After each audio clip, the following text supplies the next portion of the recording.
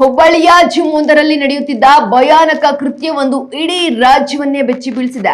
Gym ನಡೆಸುತ್ತಿದ್ದ ಸಮೀರ್ ಮುಲ್ಲಾ ಎನ್ನುವವನು ಹಿಂದೂ ಯುವತಿಯವರನ್ನೇ ಗುರಿಯಾಗಿಸಿಕೊಂಡು ಅವರ ಕುಡಿಯುವ ಪಾನೀಯದಲ್ಲಿ ಅಮಲು ಪದಾರ್ಥ ಬೆರೆಸಿ ಲೈಂಗಿಕ ಶೋಷಣೆ ಮಾಡುತ್ತಿದ್ದಂತೆ.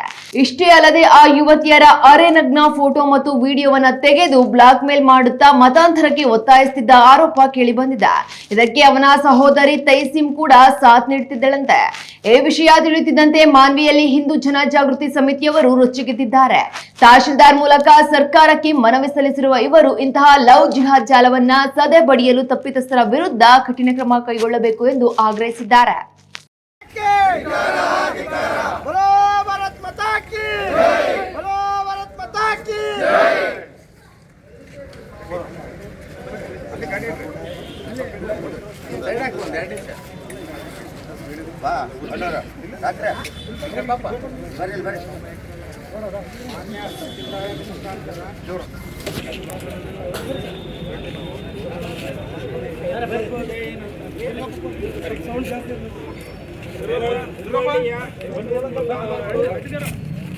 ಹುಬ್ಬಳ್ಳಿಯ ಸಮೀರ್ ಮುಲ್ಲಾ ಮತ್ತು ತೈಸಿಮ್ ಮುಲ್ಲಾ ಪ್ರಕರಣ ಜಿಮ್ಗಳಲ್ಲಿ ನಡೆಯುತ್ತಿರುವ ಸಂಘಟಿತ ಲವ್ ಜಿಹಾದ್ ಹಾಗೂ ಲೈಂಗಿಕ ಶೋಷಣೆ ಕುರಿತು ಕೈಗೊಳ್ಳುವ ಮನವಿ. ಮಾನ್ಯರೇ, ಹಿಂದೂ ಜನಜಾಗೃತಿ ಸಮಿತಿಯು ಹುಬ್ಬಳ್ಳಿಯ ಫಿಟ್ನೆಸ್ ಜಿಮ್ನಲ್ಲಿ ನಡೆಯುತ್ತಿರುವ ಲವ್ ಜಿಹಾದ್ ಮತ್ತು ಲೈಂಗಿಕ ಶೋಷಣೆಯ ಆಘಾತಕಾರಿ ಪ್ರಕರಣದ ಕುರಿತು ನಿಮ್ಮ ತುರ್ತು ಗಮನವನ್ನು ಸೆಳೆಯಲು ಬಯಸುತ್ತದೆ.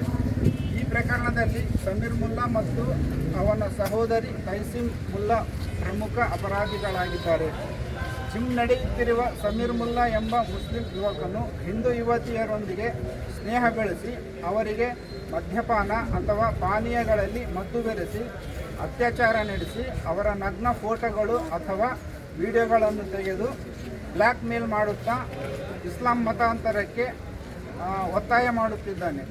ತೈಸಿಮ್ ಮುಲ್ಲಾ ಈ ಘಟನೆಯ ಪ್ರಮುಖ ಸಂಚಾಲಕಿಯಾಗಿ ಕಾರ್ಯನಿರ್ವಹಿಸಿ ಹಿಂದೂ ಯುವತಿಯರನ್ನು ತನ್ನ ಸಹೋದರನಿಗೆ ಪರಿಚಯಿಸಿ ಅವರನ್ನು ಮೋಸದಿಂದ ಪ್ರಭಾವಿಸಿ ಹೋಟೆಲ್ ಪಾರ್ಟಿಗಳಿಗೆ ಸೆಳೆದು ಈ ಜಾಲದಲ್ಲಿ ಸಿಲುಕಿಸಿದ್ದ.